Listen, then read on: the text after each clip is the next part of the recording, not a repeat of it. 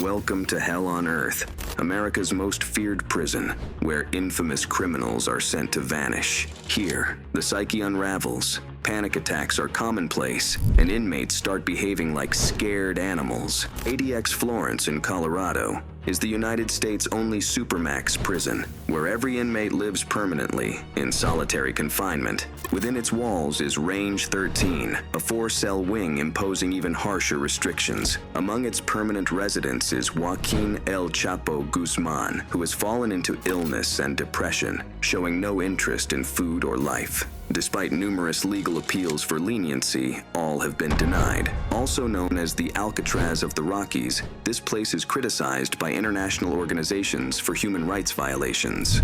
Pleading for mercy, the former Sinaloa cartel leader describes himself as a walking dead man, but his petitions fall on deaf ears with the U.S. government. In this episode of Illicit Investigations, we unveil never-before-seen photos of El Chapo Guzman's cell. We reveal the harsh realities of life in the Alcatraz of the Rockies and explore the reasons behind El Chapo's deteriorating mental state. The chilling account of existence in America's most shameful prison will leave you with one unshakable resolve: to never cross the line into crime. 2 hours south of Denver, Colorado, in a town called Florence, a flat structure camouflaged in the Rocky Mountains houses some of the most dangerous criminals in the world. One of them is Joaquín El Chapo Guzmán, who was once the leader of the Sinaloa cartel. After pleading not guilty in a 3-month trial in the federal court of Brooklyn, New York, he was sentenced to life imprisonment. Originally a peasant from the Sinaloa Mountains, surrounded by tomato, orange, and corn plantations, Guzman has not breathed fresh air since July 2019, when he arrived at ADX Florence. El Chapo led the Sinaloa cartel in bloody drug turf wars that claimed the lives of thousands of Mexicans.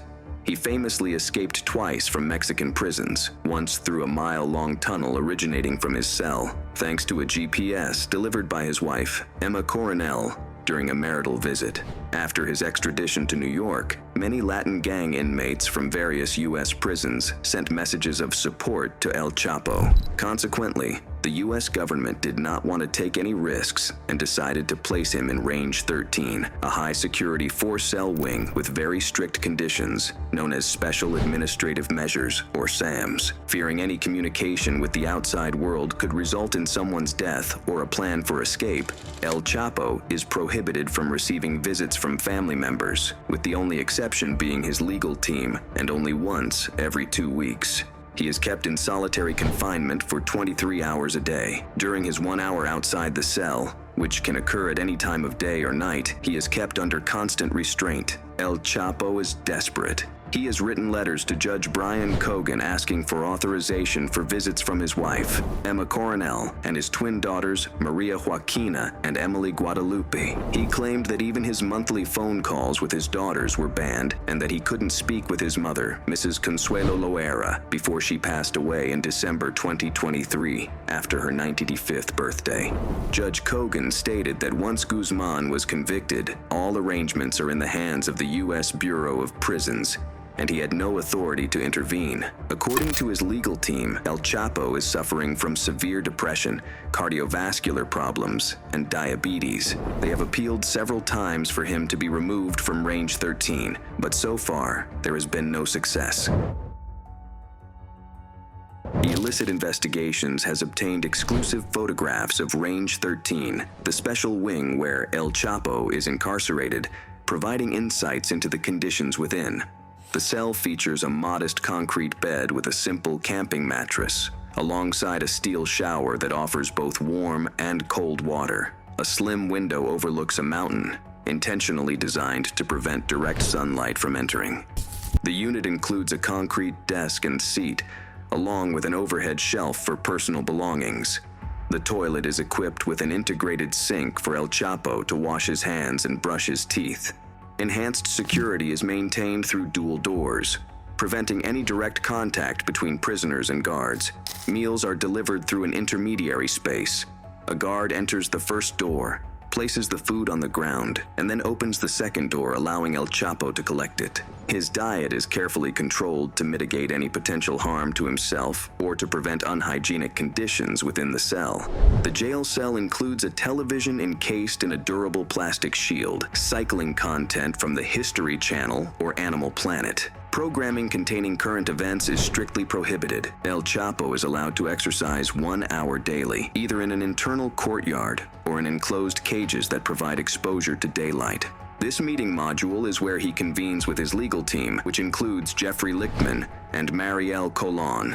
Interactions occur through a pane of glass and telephonically, and all conversations are monitored by FBI agents to alert about any covert messages he may attempt to deliver. El Chapo has several neighboring inmates whom he knows quite well and with whom, if permitted, he could engage in extensive conversations.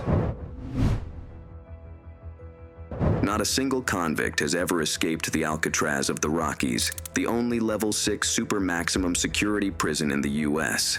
It was constructed in 1994, and despite a capacity for 474 inmates, it has never housed more than 330 individuals at a time.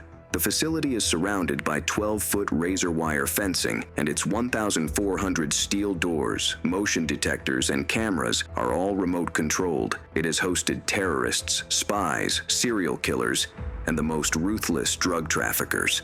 Among the distinguished guests incarcerated alongside El Chapo are Zacarias Moussaoui, an Al-Qaeda operative who played an important role in the 9/11 terrorist attacks; Richard Reed, known as the Shoe Bomber, who unsuccessfully detonated footwear packed with explosives on a 2001 flight from Paris to Miami; Dzhokhar Tsarnaev, who with his brother exploded 2 homemade pressure cooker bombs near the finish line of the Boston Marathon in 2013. But an inmate with whom El Chapo might have much to discuss is his cousin and former ally, Alfredo Beltran Leiva, alias El Mochomo. He was the leader of a powerful cartel that contributed to the massive flow of drugs into the U.S., widespread corruption, and violence in various Mexican states.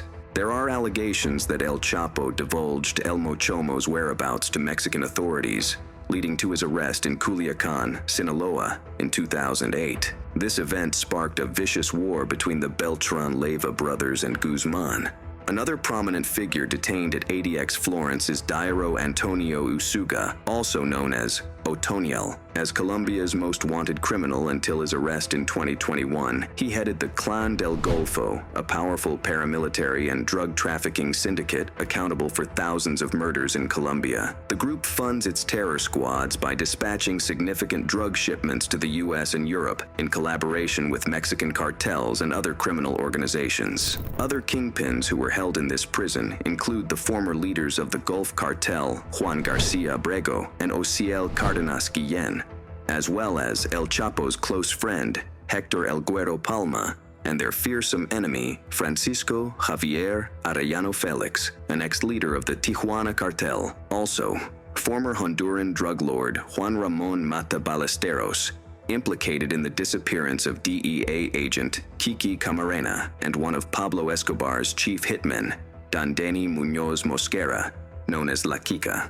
If Ovidio Guzman, one of El Chapo's sons, who was extradited to Chicago in September 2023, opts for a trial and is convicted, his high-profile status might lead to his transfer to the Alcatraz of the Rockies to join his father. This is Illicit Investigations. Subscribe now to our channel to go beyond the headlines.